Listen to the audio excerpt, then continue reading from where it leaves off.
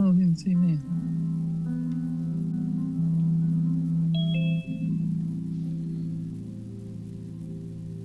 All right, how's everybody doing? Wonderful. Great, great, great, great, great. All right, welcome to our mental health ministry. Everybody that's watching on Facebook, on YouTube, please go ahead and share the post. We will be extremely, extremely appreciative. Again, those that are watching on Facebook or YouTube, please go ahead and share the post, and we would be extremely appreciative. All right, I'm going to put you in the hands of the coordinator of our mental health ministry, Dr. John Parker. Doctor. All right, good evening, Praise God. everyone. Yes, praise the Lord. Doctors in the house. Okay, so today I wanted to have a chat with you all, and I realized over time, sometimes brevity is better. And I've been having these 2, 4, 10-part series because I've been talking too much. So what I've done is I've kind of scaled things back a little bit. So hopefully we can get this conversation done in the hour that we have.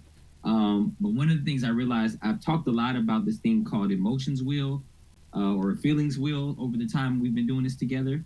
And so I was like, I've never really explained or had an in-depth conversation about this emotions wheel or this feelings wheel. And so today we're going to kind of jump into a basic conversation about emotions, but do some practical work on what it looks like to unpack our feelings or talk about our feelings or be able to have words to really describe what we're feeling.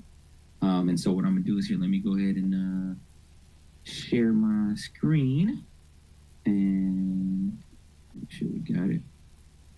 Okay, can everybody see the screen there? Yes, sir. Okay, all right, perfect. Okay. And so why talk about emotions? It's funny because I had a talk that I was doing in Atlanta, I think 2 weekends ago, and the conversation was about grief. And talking about how do you process grief and how do you live through grief and, just dealing and managing with things related to grief.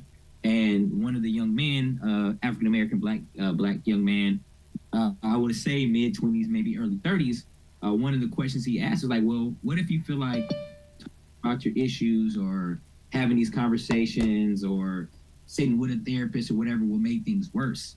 And I think for him, he was coming from the perspective of like, hey, I got a lot of stuff going on.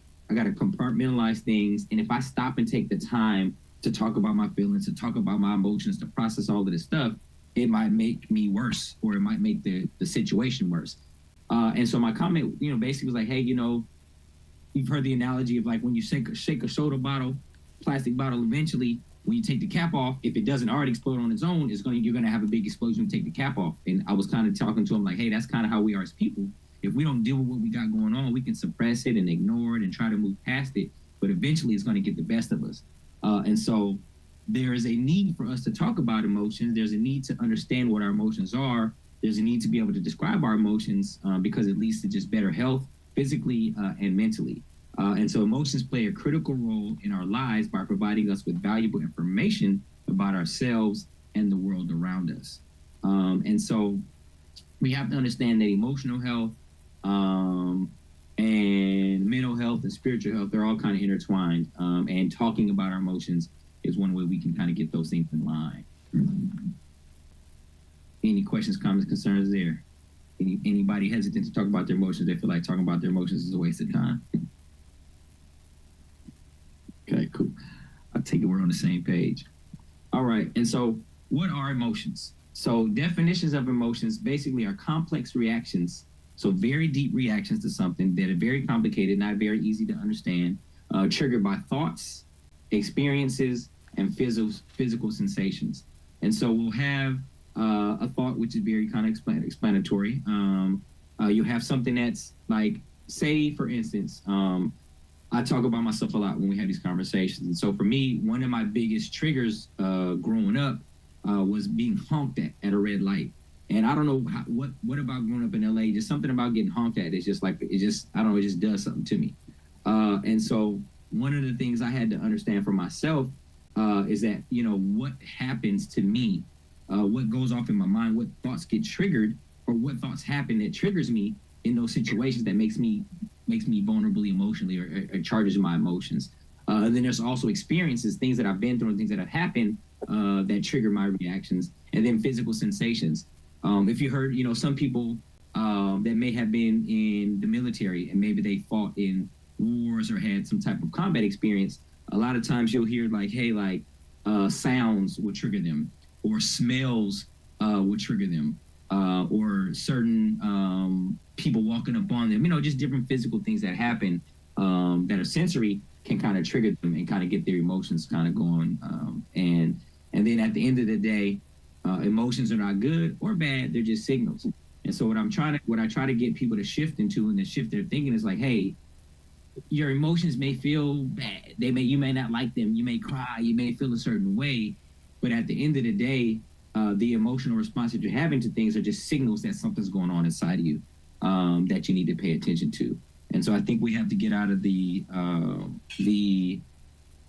mindset that emotions are good or bad. They're neither. They're just telling us something about what we got going on.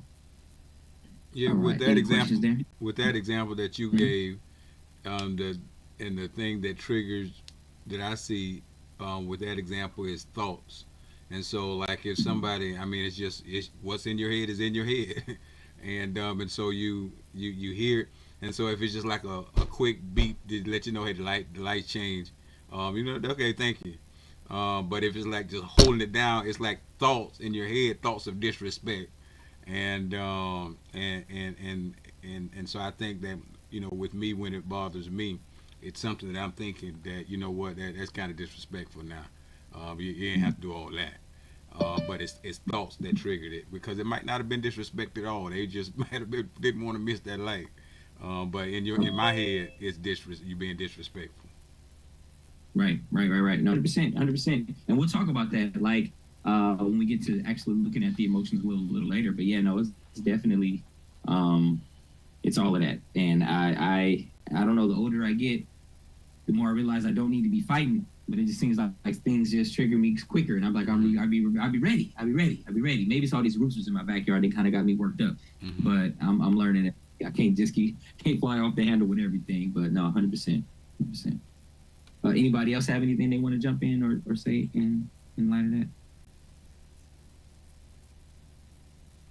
Okay, all right. So let's look at I'll skip. Oh, here we go. The pathway to navigating emotions. And so when we think about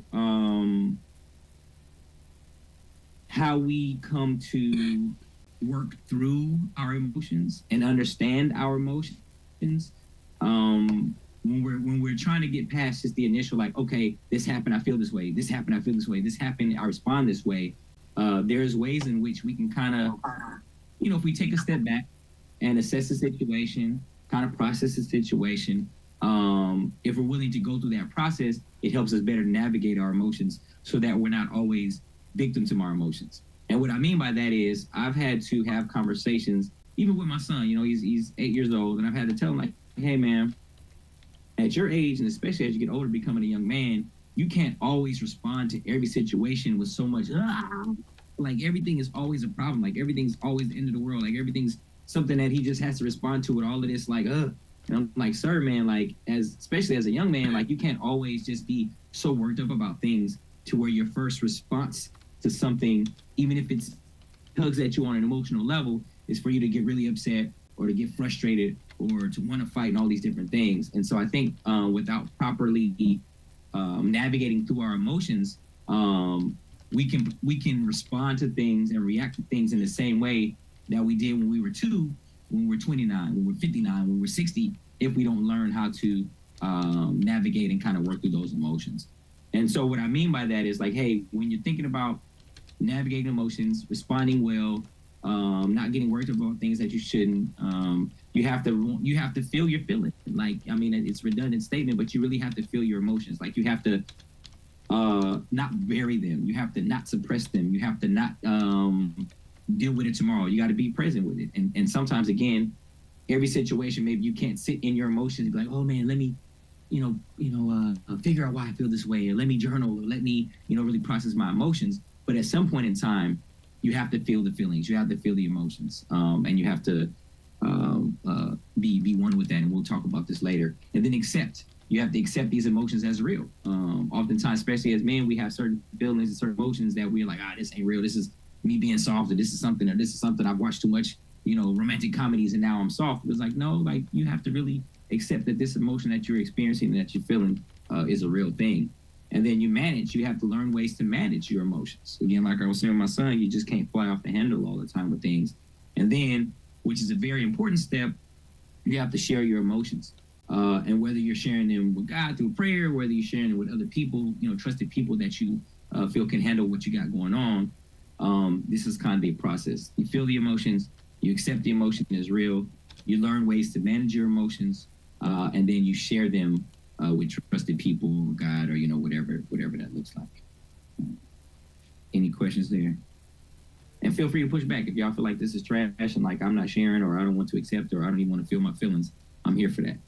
So that when we push back it's trash, do we just say, hey man, it's trash, or do we kind of? Yeah, that's, what I'm saying. It won't trigger me too much. Okay, that won't trigger me too much. We online, we're not in person. If we was in person, I might feel some way. But no, if you like, some people don't agree. Like I've been told that I'm the expert in this subject, but again, like the young man told me at the conference of the week, like, hey man, and I ain't got time to be feeling my feelings. So I'm here to talk about all that. And I could understand what he was saying, because it's kind of like a self-defense motive, right? If I show my feelings too much, somebody might take advantage of it. 100%. So I'm kind of like him. I'm emotional about stuff that's deeper to me, but some stuff that's to me that's more surface. I try not to show my emotions too much, because I don't want to show my hand. Yeah.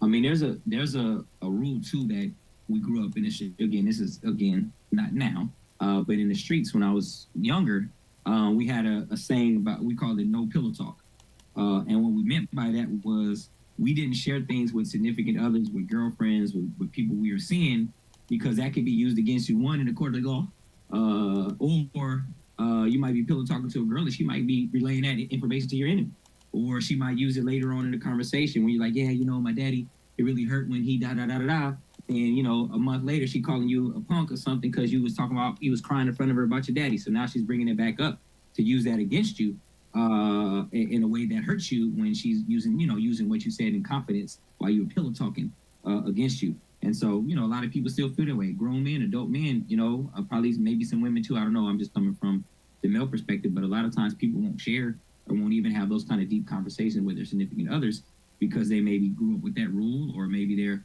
parents taught them like, hey, you just don't share certain information with your spouse because they might use it against you, or whatever. And so I think that, again, having this conversation is like, it's sometimes people just aren't interested. And then our brothers end up like that soda bottle that you mentioned earlier, getting to the point where it just all explodes and a big mess is made that somebody's got to clean up. Yep, 100%. All right, we'll slide to the next one then. So the next slide. So this is what I've been talking about for weeks and months and years when we've had certain conversations that I mentioned, is feelings wheel.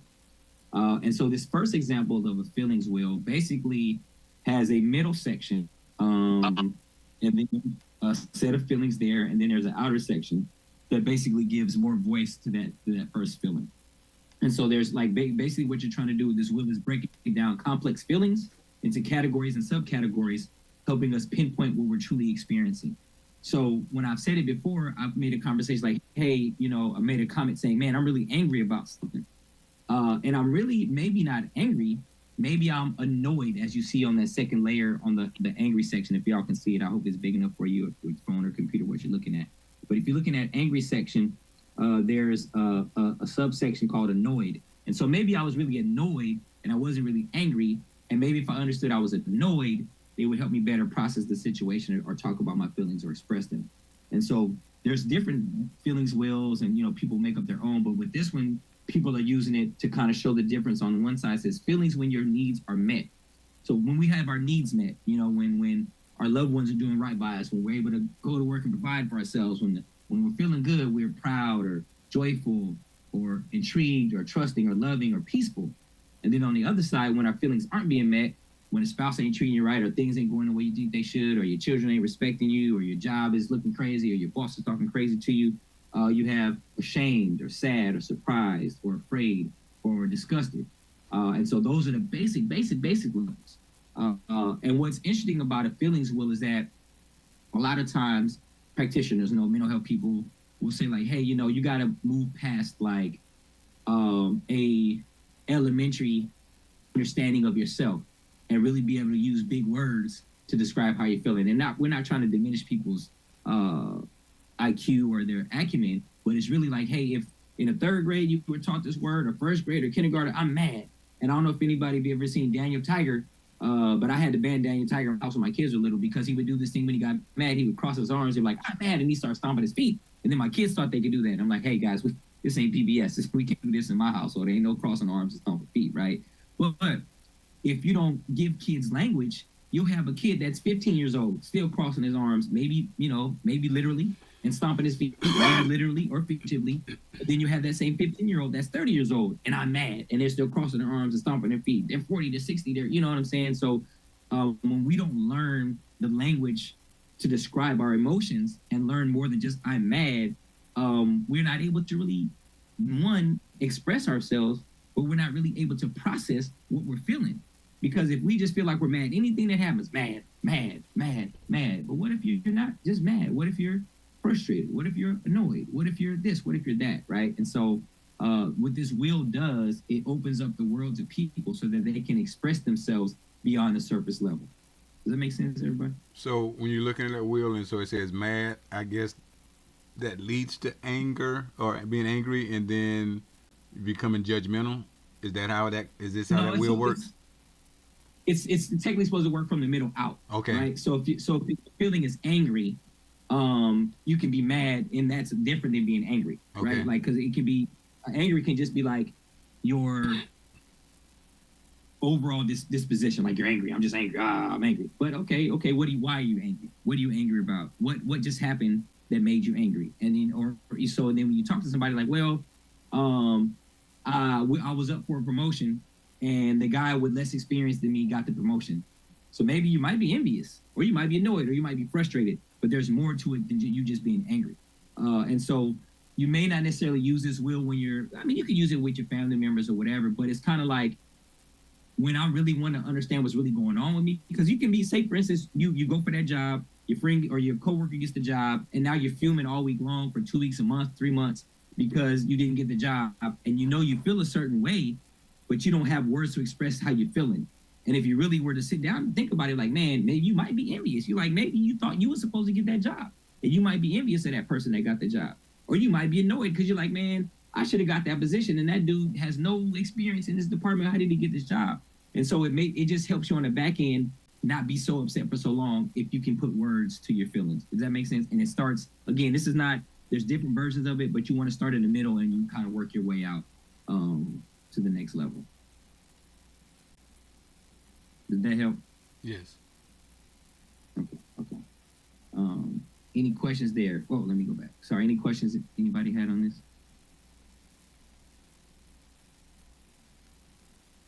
All right, tough crowd. Okay, so then I'm gonna go to the next one. I'm gonna throw an extra layer on y'all. So now we have this 3-level feelings wheel, right? And so with this one, what I like about this particular feelings wheel is that you have an extra layer, and you kind of, once you're ready to kind of expand the vocabulary and really get to the bottom line of really how you're feeling, when you're having a bigger vocabulary, it allows you, again, to just really pinpoint things. And so my wife gets on me, she's like, oh, Mr. SAT and all your words, Mr. SAT. And I'm like, well, I just really like, because words have meanings. And you want to make sure, for me, I want to make sure I'm really expressing how I'm really feeling. I want to make sure I'm really saying what I mean to say. I want to make sure that I'm actually conveying the message that I want to convey, right?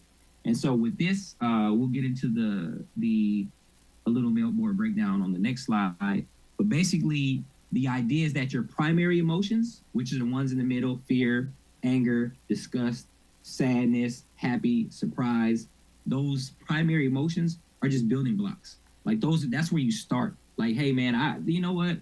I'm feeling some kind of way. I'm feeling happy today. And you could be like me and my wife, she's, how you doing? I'm fine. I got all my kids saying I'm fine. But as a man, I know for me, in my experience, men are like, I'm fine. And that can mean a whole bunch of different things.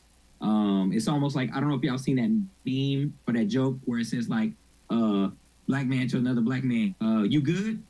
And when you ask that question, you good, it can mean you good, like you want to fight. It can mean you good, like how you doing? It can mean you good, like, you know, the different meanings of what it means to be good, like, are you good? And so even with me, when I say I'm fine, if I need to give more details, I can. But fine is like, hey man, I'm fine. It's all good. Leave it alone or whatever. Or the day was great. Like there's no need for explanation. But it doesn't really help somebody when you're trying to have deeper conversations, right? And so when you have this building block, this first set of emotions, fear, anger, disgust, sad, happy, surprise, when you have more words to describe, you can kind of build on those building blocks and give more to the conversation. So for instance, if someone is like at church, right? It's a Sunday morning and they're feeling really happy. It's worship is going on, you know, singing is sounding good, the drummer's drumming well, the organist is playing well, and somebody might like, hey man, you know what? How was your day at church today? You're like, oh, okay, man, I was feeling happy. You know, I was really feeling real joyful. And then you go a little further, like, man, I was really, we'll say, ecstatic, if you want. Like, you know what I'm saying? Like, man, the praise and worship was so good. I felt the spirit moving, and I was really ecstatic. And when ecstatic is again, words mean words. Ecstatic is a layer above happy. It's a layer above joyful. And it just gives you more words to kind of be like, man, how do I really express how I felt in that situation? Does that make sense there? Yeah, I can see where personality could also play a role because sometimes I like prefer to hear less words, and but I guess you know I don't you the professional, but sometimes too many words are can kind of be a bit much for me. Mm-hmm. And too many as in like the conversation is too long or like the word is too big. Like, I don't really know what you mean, sir. So not you, I'm saying like if somebody gets big words and like, hey. Yeah, not necessarily big words, but just extra conversation that might have been a little bit unnecessary. Kind of like let's get to the point, let's deal with it, and then let's keep moving. And so I don't know if that's just a personality trait, but too conversational sometimes to me can push me to the other area, like being aggravated. You know, okay, this should have been a 3-minute conversation, and now it's been. I guess you got to be, you know, respectful of what the person is trying to unload. You know, but you the one getting loaded on. So, yeah. Well, and that's good that you mentioned that because part of it is like, all right, so usually when we're thinking about this feelings wheel, right? We're trying to get somebody to be able to process or talk about what they're feeling and really, really, really, really describe what they're feeling. And so saying is that, yeah, sometimes like, hey man, this was the deal, this was the thing, this is how I felt, you know, keep it pushing. But for some people, it helps to be able to pinpoint exactly what the emotion is, exactly what the feeling is, and you know, and so because it helps them better express themselves. And so this is kind of like an exercise where it's like, man, I have a hard time sometimes really expressing myself because when you have limited vocabulary, or so example, I go back to children again. So our children are a little bit smart to give credit for sometimes. And so what happens is when I go back to that Daniel Tiger example, and the kid, I'm mad, right? Crossing their arms, stomping their feet. And if that's all they give you, even being I'm mad because, and then tell you what happened is a lot more than just me saying I'm mad. And so with this feelings wheel, it's like, all right, you can give voice to the emotion, give voice to the feeling so that it can accurately describe what's going on so that those around you may accurately know what's going on. And so again, what you're saying is nothing wrong with that, because sometimes like, hey, this conversation don't need to take 30 minutes while the person is going through the feelings wheel. So actually, Pastor, when I woke up this morning, I was a little surprised, and then my surprise led me to being confused, and in my confusion, I was disillusioned with, you know what I'm saying? So that may not be necessary, you know what I'm saying, in every situation. But for people that really struggle with expressing themselves, we give them this type of thing so that they can say, hey, all right, let's have a conversation. And let's really get to the bottom line of like, hey, you said that you had a dream and you woke up afraid. Okay, well, what happened in that dream, or what was going on? Give me some words. And so you just give them more words to kind of help you understand what they got going on. Does that make sense? Yeah. Yeah. And so it may help in a situation, say you're in a relationship with somebody, you're married or whatever, and you really want to get to understanding your spouse's feelings. You might whip out the feeling wheels and be like, hey, every time we have a conversation, you said you're sad about something, but you're not giving me any more. I don't really know what's really going on. So let's talk about a situation. Okay, and let's use this chart to figure out, hey, you're sad, but what really happened? You know, did you feel guilty about something and then you became ashamed? You know, were you lonely and then you felt, you know, empty? You know, like let's really get to understanding things. So, but everybody don't want to relate on that level. You know, that takes a level of depth that everybody may not want to get to. But this basically, this feelings wheel helps you kind of get to that space so you can kind of dig a little deeper. So Kendriana asked the question, how can we better recognize when we are limiting ourselves or operating in the surface level feelings? Well, I'm not going to put you on front sheet and make you give me an example, but I think that when you find yourself, one way of knowing is when you find yourself frustrated as the person talking, feeling like you're not being understood. It may be because you just, the language you're using and the words you're using or the descriptions you're using, you're not getting your point across well to the person that's trying to understand you. And so that when a situation where you might have to kind of really, you know, like figure out like, hey, how do I better express myself? Or it could be the person that's listening may not really want to understand what's deeper, what's really bothering you. And so then they may not, you know, they may just be like, and so that could be frustrating too. So, and read the question one more time so I can make sure. And I think she's coming in right now, so she might be able to ask that question. She just came in, so she might be able to make it a little bit more clear. Is that Kendriana that just came in under Elsie's name? And you're on mute if you want to say something. Okay, but I'll read it again until she. No, real. That's me. This Okay. Elsie. How y'all doing? All right. Is Hey. Kendriana near you? Yes, sir. She typed the question in there, and I asked the question, and John wanted to get some clarity on the question. I think just trying to keep it applicable to like some of the different situations you were saying, like work or just life. Of just, hey, I want to maybe try and be more intentional with the words I'm using, so I can be more clear with what I'm trying to communicate and how I'm receiving it. I think is what I got. Okay. Yeah, no, that's perfect. And I think that's it. So I feel like this type of thing can help in a sense of if you feel like the person's not tracking you, or if you need to tell a boss or supervisor or a coworker, subordinate, whatever, that, hey, this is what really is happening. I think what happens sometimes we use words and we don't give enough detail, or we'll say something like, hey, you know, one of these inner circle, fear, anger, disgust, you know, you give a word or give a feeling and it may not really resonate with the person that you're talking to. And so that's why I think this can come in as a helpful tool, because you can really get down to a deeper level of what it is you're trying to express. And then on the same way, it's like, hey, man, I hear you saying you were, you know, surprised, or, you know, you're happy, you're sad or whatever. But like, is there more to it than that? So deep, understand you on a deeper level. I think I came from both those perspectives you were asking about.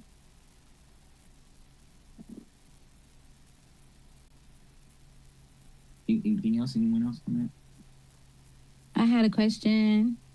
It's Yvonne. Yes. So, Ivana Parker. Oh, okay. Nice to hear you. Good to see you. So my question is, like, what if, if you are trying to understand where somebody's coming from, or like just understand their emotions more, and their default is maybe kind of like less wordy or less like specific as this wheel is, how would you get them to engage or like try to get to a more specific description of like their feelings? Okay. So first question is do you if we're talking about a specific person, do you know enough of them about their communication style to know that they're eventually going to get to a place where they just, I won't say that they stonewall you, but they don't want to go there, or they just don't know how? Like, do you know, can you, unless you're just speaking in general, but I guess that would be my first question, like kind of weighing the person and kind of understanding their communication Maybe they're style. stonewalling me. Maybe. And so I think Maybe. I Okay. think even the question that Yvonne is asking kind of hits my first question that I asked. Sometime when I said that, hey, sometimes it didn't take that many words, and so like somebody might send me a text and say a lot of things, and then I might respond. They may have like 50 words in their text, and I might respond with 2 words, and so I think Yvonne is kind of hitting on and Yvonne, this had nothing to do with our text this morning. This, but I think you did hit on a point that I was talking about not text, but about conversations. And I guess the person on the other end is like, okay, what are you doing, Stone? But that was kind of what I was getting at also, John, when sometimes people seem to use too many words that might turn my joy into frustration. So it goes both ways in that too. It's like if this is a equal conversation that two people are having and they want to be mutually respected, then it's like, hey, I got a lot of words. I'm gonna let you know I got a lot of words. Please don't be annoyed with me, but I gotta express myself. And then the other person's like, hey, all right, I don't like a lot of words, but I'm gonna try to work with you. And vice versa. If it's like, hey, somebody sends a long paragraph, you give them 2 words. If that's all you got, they gotta accept that. Now they can ask you to give them more words, but you can be like, hey, that's all I got. So it's kind of a mutual understanding on both ends. Like, hey, this person may not give me a lot. This person may give me too much. Let's try to come to a happy medium if we can. But in a situation where the other side of what Ivana is asking is that if they're trying to get more from that person, if they're not stonewalling, you can, if they are stonewalling, you can be very direct and say, hey, are you shutting me out? Are you stonewalling? Or you not want to go deeper? And if they say no or yes, or they give you evil eye, then you kind of know what it is and you back up. But if you feel like they're just unable to give you more, then that's when you might just whip out the wheel. Like, hey, let me get this wheel out and we're going to figure out what's going on. So it's like, hey, you said this, but are you really insecure? Are you feeling inadequate? Are you feeling inferior? You know what I'm saying? Like, you might just have to spoon feed them. Yeah. You know what I mean? Hey, I'm trying to get to the pulpit. I got to preach this morning. Can we maybe do this? I can give you some more words later on, but right now I'm trying to get to the pulpit. Yeah, that's when you got to hire the armor bearer. You put the armor bearer out there, they just stiff arm everybody. Yeah. Yep. But Miss Savannah, does that help you? Does that help at all? But feel free to give me more. No, it helps. I think sometimes also the way like sometimes men and women communicate is different. Well, especially about feelings. I think that's my personal. So I guess it's like you don't want to be annoying, but then it's like, oh, but I feel like something's up, but I don't really know what to say. And I think if I actually went through all these things on this wheel, you'd probably be looking at me like, okay, Ivana. But maybe you wouldn't. Oh, did you say you? That would be me or Pastor Ross? Who's the you talking about? I might get annoyed too. I don't know. It depends on the time, the day. If someone that I was married to said, hey, I really want to understand you, and they whipped out a feelings wheel, I would be obligated to dive into the feelings wheel. I would be so excited about an opportunity to dig into the feelings wheel, unless it's between the hours of me just waking up and I'm about to go to sleep. So if it's right when my eyes are open, keep your will to yourself. If I'm about to go to sleep, get this feeling wheel out of my face. But other than that, you got plenty of time during the day. I'll be more than happy to open That's it. John, everybody is not going to sit and listen to you go through no feelings wheel. So that's right. just going to make it stay on anger. Right. Because to me, sometimes you feel like they're going to feel that you're demeaning them. What do you mean by that, Sharon? If I pull out that feelings wheel and I'm sitting here saying all these words, that conversation is just gonna get worse than what it was in the beginning. Because now, I mean, why are you saying all these words? Why do you keep going through these words? Why? It's just not going to work. Can you hear Not me? with me, with others. Mhm. You understand what I'm saying? Yeah, no, I got So- you. I feel you. Yeah. Oh yeah, that's what you Yes. were saying. I'm sorry. No, I mean, listen, it's yes, yeah, I agree, and that's why I was saying too. Like when you have that conversation, like, hey, can I whip out the feelings wheel? And they tell you, no, you got to put it up. Ain't no feelings wheel happening. So it's like, hey, get to your point. John, Patricia Parker has some Wait. words. Patricia Parker has some words Oh that yes, she'd like to share. Okay. Miss Parker. Thank you. Can you hear me? Yes.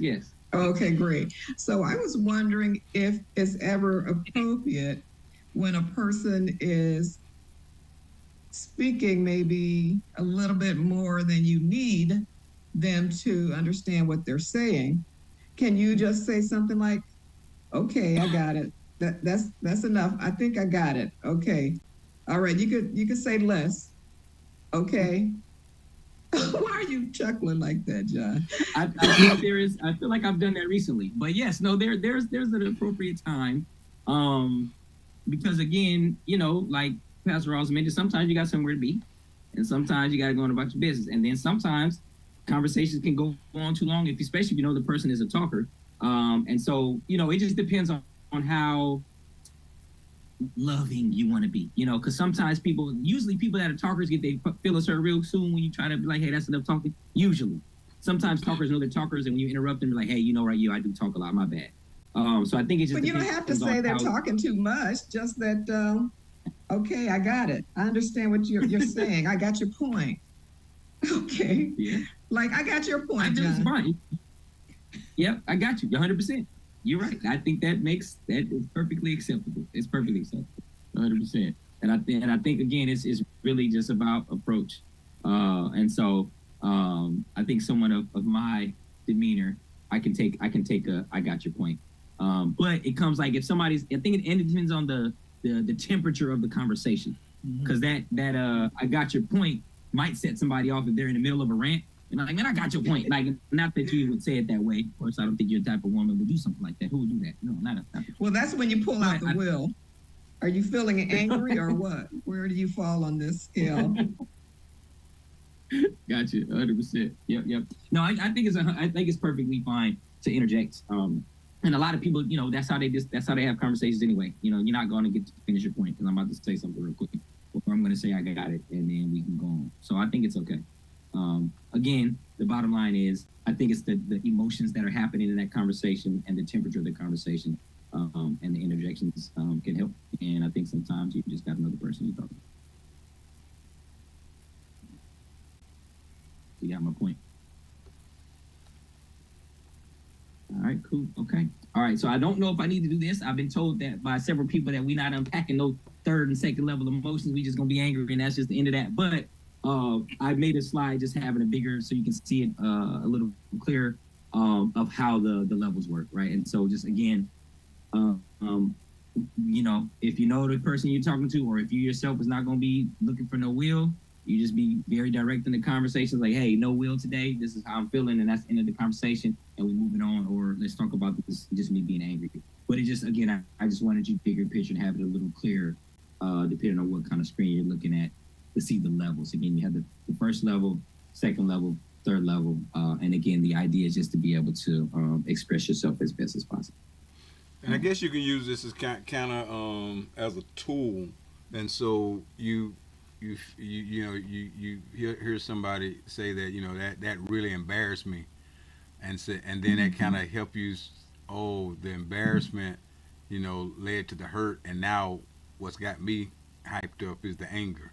But maybe there was another way I could have dealt with that issue back at the embarrassed state, and I could have maybe addressed it a little bit different, and not embarrass the person, which got us to the point of anger. Because now we're at the point of anger and don't even really know why we're angry, and so I guess we could work our way back and figure out, what, I could have avoided that if I would have addressed that differently and wouldn't have done it in public, or in a way that embarrassed them. or the words Yeah. that I use. 100%. Yeah. 100%. Yep. And I should have said that. Yes, it doesn't have to always be top to top, bottom to top. It could be top to bottom. And again, it's when you want to understand what somebody's going through, 100%. These are the ways in which you can do that. But yeah, it doesn't always have to start at the anger and work its way up. It can, Oh, I still went the wrong way. I got to get that out my head. Okay. No. You did the right thing. You said the right thing. Like that's. And I was going to make an analogy, but I got people here that don't want me to talk too long. They want me to get my point. I don't want too many. I got it in the chat. But it's one of those things where, like, my son, I know for him, when he gets corrected in public, he doesn't like that. Sometimes it depends on what the situation is. Or if I correct him in front of like his sisters or his mom, different things, he gets real sensitive about that stuff. And so he may display anger, but if I thought about it and if he tells me, or if he's not even able to tell me what's going on, I could be like, oh man, I probably embarrassed him earlier when I said what I said in front of company or I said in front of friends or whatever. And I'll tell you guys, I think I've told you the story before. It was about 2 years ago.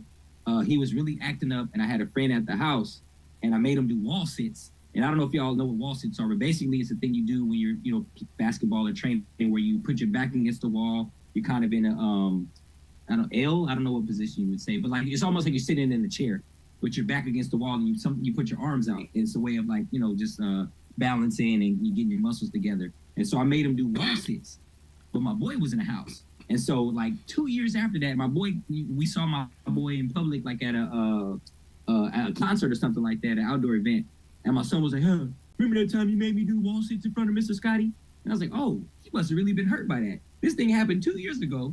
He seen Mr. Scotty, and the first thing he says to me is, remember that time you made me do wall sits in front of Mr. Scotty? Now, he earned the wall sits because of his behavior, but the underlying feelings of what happened in that situation, he was embarrassed by me making him do that in front of Mr. Scotty. And so knowing his demeanor, it helps me just understand, like, he's easily embarrassed about certain things. And so, I can deal with him in that way and really help him with his emotions and say, hey, man, were you embarrassed? Because I know he gets embarrassed a lot.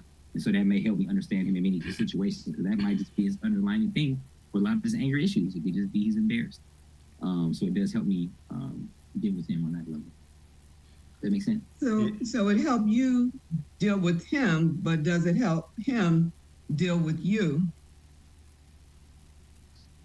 Well, I don't know, because he knows that I'll embarrass him in front of people. So sometimes he may not do the things that I try not to embarrass him in front of people, but he knows that I don't have a problem with publicly, I won't say disciplining him, but he knows I definitely don't have a problem calling him out for the things that he does.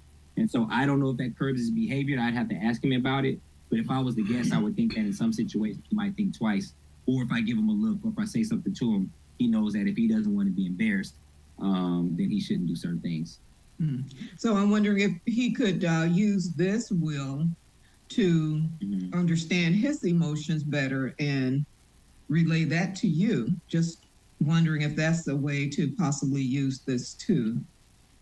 Yes, well, if your goal was to make me feel like a terrible dad, you did, because you're right. I need to do this with him more often, probably with all my children and my wife and everybody. But yeah, no, that's 100% sure. And this is what we do.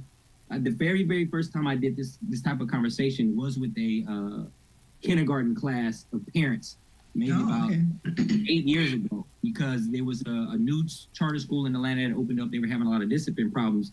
So they brought me in and talked to the parents about how to manage their children's emotions. And so we watched the movie Inside Out. I don't know if you've seen the movie Inside Out. And then after the movie, we talked about the emotions wheel and trying to help their kids better express themselves. So yeah, so you know what? I'm out of practice, so I definitely need to do this with my kids for sure. And so I'm thinking about some of our young men that that get into a lot of violent behavior, specifically gun violence, and and some triggers that might play a role in them being so angry that you would like literally do something to take somebody's life, but it didn't start there. There's something that push your behavior to that kind of being like a norm or something that you would even consider doing. Yeah. No, if I was given a lump sum of money right now to start a program, that would probably be one of the things I do. Because I talked to somebody again when I was doing that talk a couple weeks ago about grief and loss. I was explaining to them, growing up in Los Angeles, like there would be so many lives spared if we as young men just knew how to process and deal with our emotions. And the biggest thing is the cycle of violence that happens when you hurt my cousin, I hurt you. You kill my brother, I kill you. And there's just this cycle because people want revenge. People want to get their get back. People want to do these different things. But a lot of times, if we would just be able to have conversations and process with that young man and say, hey, I know you're hurt. I know you're angry. I know you're whatever. But let's kind of dig a little deeper. Let's have these conversations about your emotions. And when someone's able to have emotional intelligence, because that's what this is all about, being emotionally intelligent, you're able to curb some of those behaviors. You're able to curb some of that anger. You're able to curb some of that hurt, and it could potentially stop the cycle of violence. So you're 100% right. If young men had better ways to express themselves and had the words and were able to have emotional intelligence, despite the hurt and wanting to get revenge, they would possibly be able to disengage from those harmful activities. Starts in 30 minutes.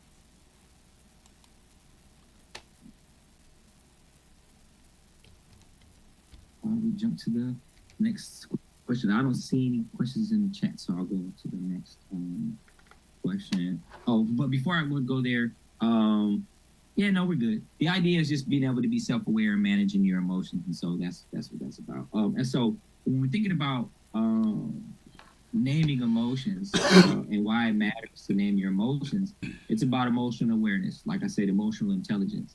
And when you're aware of your emotions and when you have emotional intelligence, it just leads to improved relationships. I think that Ivana Parker was the lady's name that was talking earlier and was talking about whipping out the emotions with her partner so that when she's feeling stonewalled, she can help break down the wall and get to the emotions. But it can improve relationships when you're able to really put words to your feelings and really talk about how you're feeling and naming your emotions. It has the ability to improve relationships. But for some people, if you talk too long and they want you to get to the point, it might, make your relationships worse, but it kind of goes both ways. And that was a joke. So, and it also can lead to better self-care. If you know how you're feeling, if I know that, hey, when my boss does this thing, it embarrasses me, and I'm not just angry about it, but I'm embarrassed, it can better help manage how I take care of myself and how I deal with those emotions that are related to being embarrassed by my boss, instead of just, I'm angry and that's the only thing I have. And in general, like we were saying before, it can lead to healthier communities. Imagine if we had communities where everybody was like, hey, this is how I'm feeling. This is what's going on. I know how to process this. I know how to manage these emotions. We'd be able to, just have healthier, stronger communities, I believe. Any questions on that?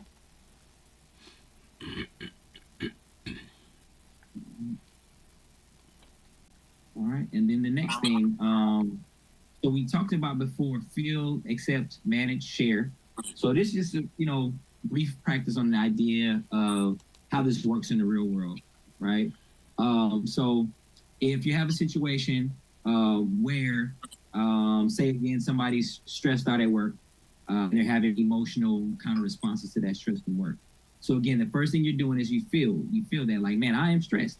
A lot of times we try to act like we're not stressed, that we're not bothered, that we're fine. But then we have all of these coping mechanisms that just kick up. You're drinking more, you're smoking more, you're cursing more, you're angry more, you're this, that, you're short-tempered. But we have to recognize, hey, I am stressed and I'm feeling that. All right, what's the next step? You accept that. You accept the fact that, hey, I'm not too, sometimes we feel like, man, I'm too spiritual, or I'm too this, or I'm too grown, or I'm too whatever to be feeling that emotion that you're feeling. Like, no, like you have to accept that, yes, that's how I'm feeling. And then that's, because you can't really move on from that thing if you don't accept it. So you recognize that you're stressed and you be kind to yourselves. When you accept it, like, I am stressed out, you don't beat yourself up. You don't have negative self-talk. You say like, hey man, you know what? I try to be a person that's not stressed out. I try not to let stress rule me. I am stressed in this situation. What do I need to do for myself to be less stressed? And then that's when the share comes in. So the practical side of sharing is like, hey, how do you talk to your friend or someone that's trusted that that won't tell all your secrets? Or do I go to God in prayer? Like, hey man, Lord, I ain't feeling too good. I'm stressed out. I'm worked up. Help me in this situation. And then manage. You choose a positive coping strategy, and we'll talk about those. We talk about those a lot. But choosing a positive coping strategy. We have a lot of coping strategies that aren't so positive, but the idea is choosing a positive coping strategy. So you feel the feeling. You accept the feeling, you share, and then you manage that with good coping skill. Any questions from that?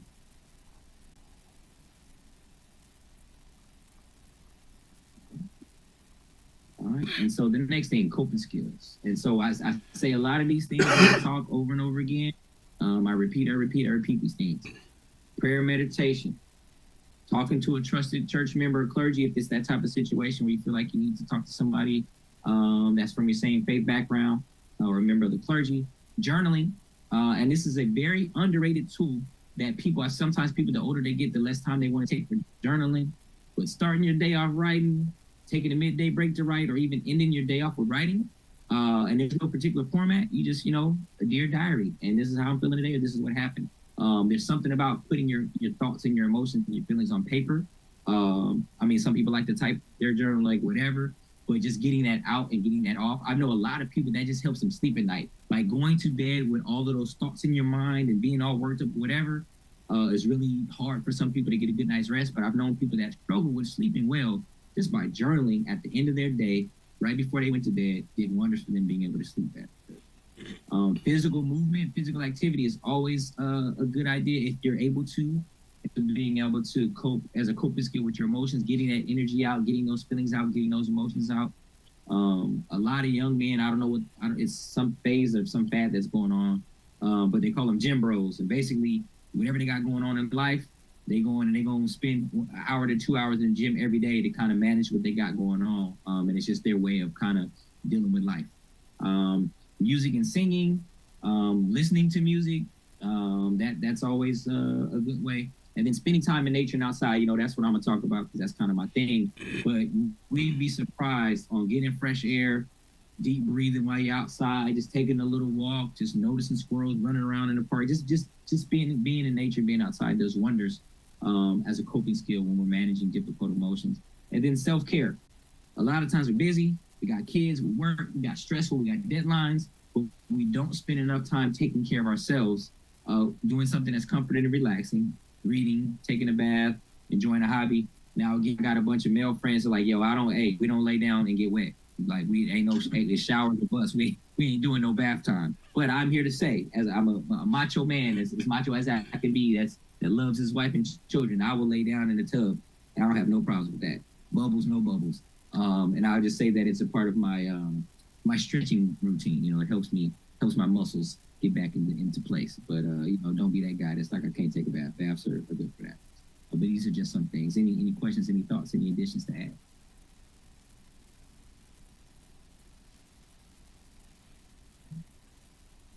All right. And then I wanted to have a special slide for the sharing of emotions in community, because I often push for, especially being a mental health representative, you got to have time to get the weight off your shoulders, have the conversations, to share with somebody else. Because again, it's okay not to deal. But you got to have somebody that you trust. It's got to be a space that you trust. It's got to be a group that you trust. And because there's nothing like telling somebody something that you think was told in secret and then finding out from somebody else that it wasn't told in secret. So I can't stress enough that making sure when you're sharing these things in community or with somebody else, you be wise and use discernment in who you share it with. And there's safe spaces. And part of this tab about safe spaces in the church for honest conversations, creating spaces within whatever ministry you're a part of or whatever the case may be for people to have those conversations, right? Or creating the dialogue, creating some kind of, ladies' night out or father's night out or men's night out or women's night out, just doing stuff that, you're creating intentional time with people that you may share the space with, the sacred space of church with, to do that. Having peer support groups, people get support groups and thinking like AA, Alcoholics Anonymous, and all these different, types of groups, but they have regular groups that aren't always about drugs and alcohol, whether it's grief, whether it's loss, whether it's, there's all type of groups that people can engage in a community setting. Sharing of testimonies, it's a wonder that sharing the story of whatever your testimony is, or whatever you've come through, or whatever you've gone through, sharing that with others, it does wonders for your body. It does wonders for your mental health. It does wonders for your physical health too. There's studies that talk about physical health getting better when people share their stories. And then also, not just you getting something, but checking in on other people. Like, it does wonders for checking in on other people. And you don't always have to get direct and say, hey, I heard you was having a problem, tell me about it. Like, no, you just checking like, hey, what's going on? You want to have lunch? You want to have coffee? You want to have dinner? Can I come by? You want to just chat on the phone? Send some text messages back and forth. Like, it's wonderful exercise for checking in on people. and making sure that they're okay. And again, studies will show if you want to do the science of it, you checking in on other people does good for you. It does intrinsically, it does good for you to check in and have conversations with other people. Again, unless the conversation goes left and it gets real negative. But if it's a good, lighthearted, wholesome conversation, it's good for to be able to check in on others. Yeah, and I will think say that that I one- think. Oh, go ahead. No, go ahead. No, go. I was gonna say Yeah, I something. think that one was a lot easier said than done. Mhm. Kind of open it up. I have a couple people that are very good intentions, with good and well intentions, that that call to kind of check up and just make sure that that somebody's kind of checking in on me, how you doing, and they have good intentions, but they're not gonna ever get anything out other than it's all good. I think my wife is probably about the only person that can that I open up to like that. But that one's easier said than done. Really opening up to people, especially when you're kind of expected. You understand that you're not Superman or Superwoman, but people kind of depend on you being Superman or Superwoman. It's kind of hard opening yourself up like that right there. And then, but I think it's important, but it's easier said than done. No, I agree with you 100%. And it's all personality type too. So everybody ain't built like that to just be out here sharing and talking to people. And I think you hit a good point too. Oftentimes people, especially people in positions like yourself, pastors, CEOs, business owners, even just regular people, moms and dads, right? But when you have people that you're responsible for, people that you have to care for, or people that you're in charge of, or whatever, it depends on the level you're on. It's hard to be able to have those conversations with people that maybe don't even understand where you're coming from. They don't have that same responsibility. But one of the things that I talk to people about is like, you have buckets of people. So sometimes you just have people that you pour into and you get nothing from them because that's just the nature of the relationship. You have some people that pour into you, and that's all they do for you is just pour into you. And then you have some people where it's a mix of both, where you pour into them, they pour into you, you have mutual conversations. But that doesn't have to be a wide group. It doesn't have to be everybody.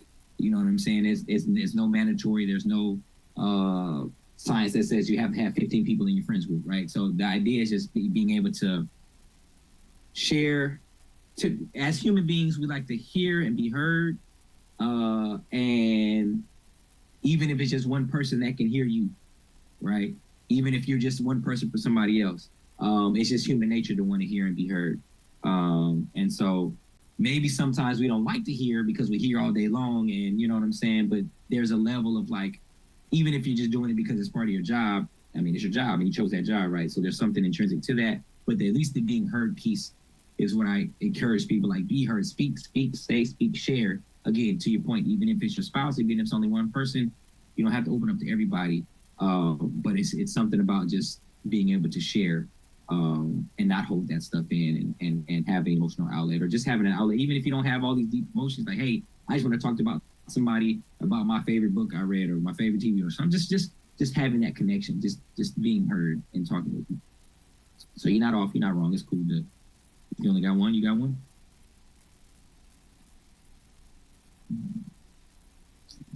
Anybody else have any feelings about that?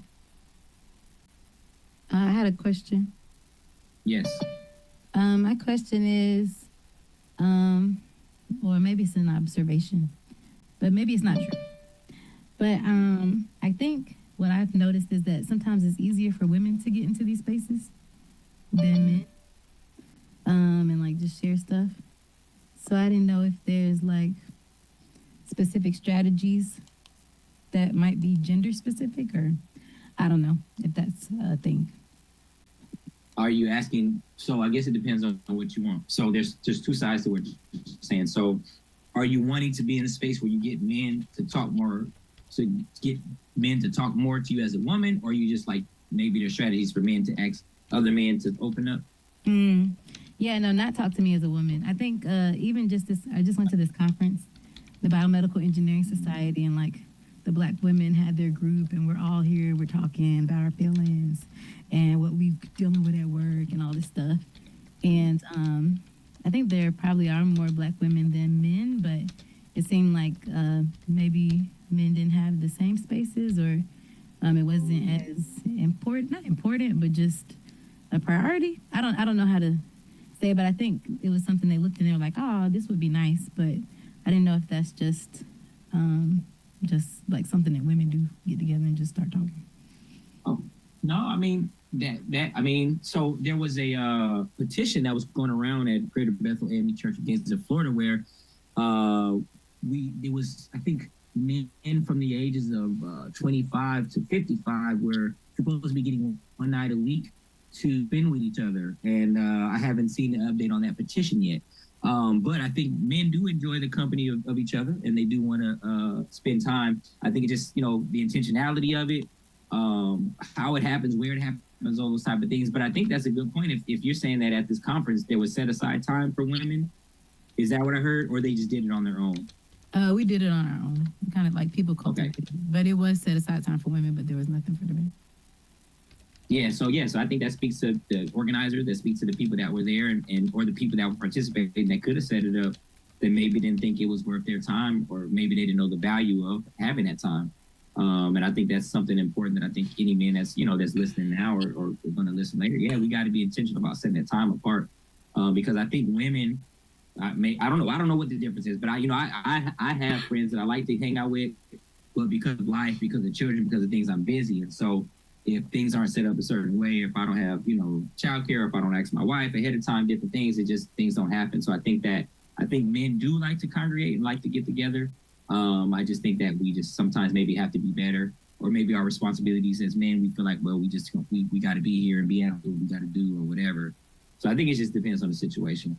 But I do believe in my own experience that men do like to congregate. We just got to do it. I don't know, Pastor Rawls, if you had any insight on that in particular. I'm probably not a good example.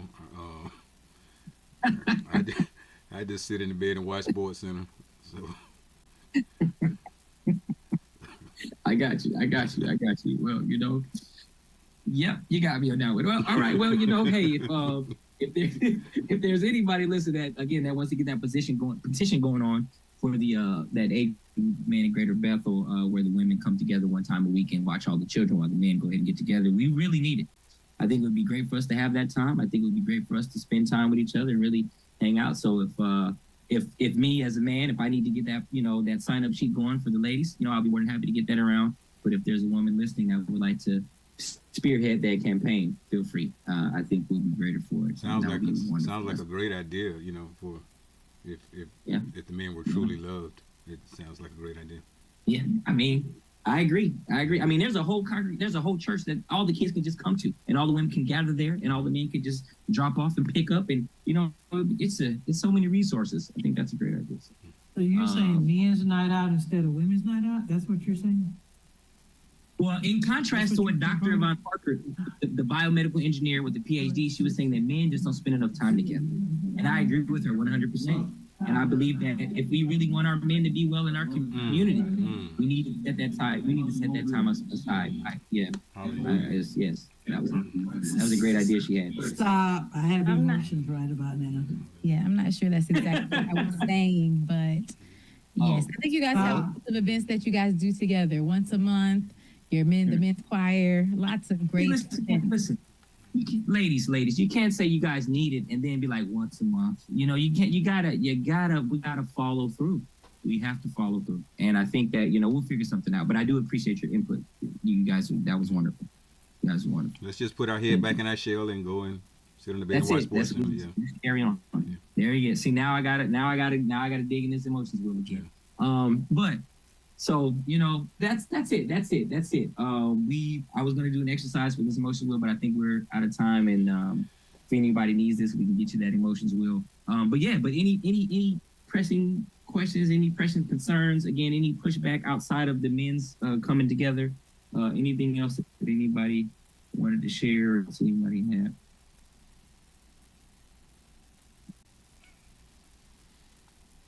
Thanks, John.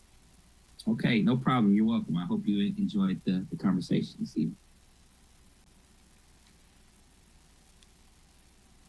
right. Well, I'll turn it back over to you, Reverend Rawls. All right. I want to thank everybody for joining us today for conversation. I want to thank Irma Young for your conversations in the chat on Facebook, and and again, share the post. I think it's very beneficial. Very beneficial. And we thank Dr. John Parker for being prepared, and everyone else for joining in with the great discussion. You all have a great one, and look forward to seeing you tomorrow. We have prayer meeting at noon and Bible study at 6 o'clock. God bless you, and have a great one.